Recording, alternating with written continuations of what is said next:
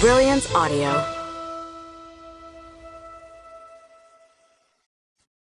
Tahira in Bloom by Farah Heron. Performed by Anita Kalathara. One fateful spring day when I was only 7, I learned 2 things. 1, I would be a fashion designer someday.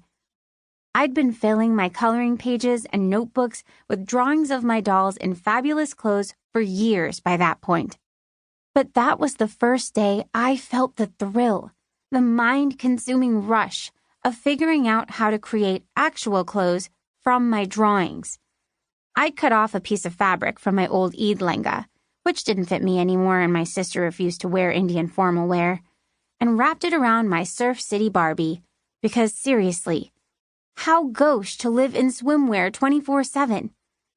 I stapled up the hem and used safety pins to cinch the back to get it as close as I could to the image in my notebook. Seeing Barbie go from California dreamer to Bollywood glam solidified my gut instinct that day. I was born to create clothes. And the second thing I learned? Achieving that goal wasn't going to be easy, but I'd have help and support along the way. Because that very same day, instead of being angry that I'd cut up my outfit, my parents took me to the library and showed me my first college, university, and vocational school catalogs. It was a Desi parents thing. Our culture was steeped in ambition and strategic goal setting. I learned I'd be a fashion designer because my parents would help me get there. My goals were family goals. My successes, all our successes. Together, we put together the plan to help me start my own fashion line before I was 20. Yay for Eastern collectivist cultures. Even with all that planning, none of us expected that 10 years later a rogue parakeet in Paris would derail the plan spectacularly and give me another life-changing, fateful spring day at the age of 17. Once again, my parents barged into my room while I was cutting fabric. After the email I'd forwarded to their respective work addresses that morning, I knew a discussion about the plan would be coming, and it wouldn't be an easy one. But I didn't expect it to be quite this bad. "Tahira, we need to talk," Dad said. He sat on the pink patchwork comforter on my single bed. I stayed at my sewing machine. The last time Dad said, "We need to talk," with that look on his face, was shortly after I told them I was dating my boyfriend Mateo. "Can I keep sewing?" I asked.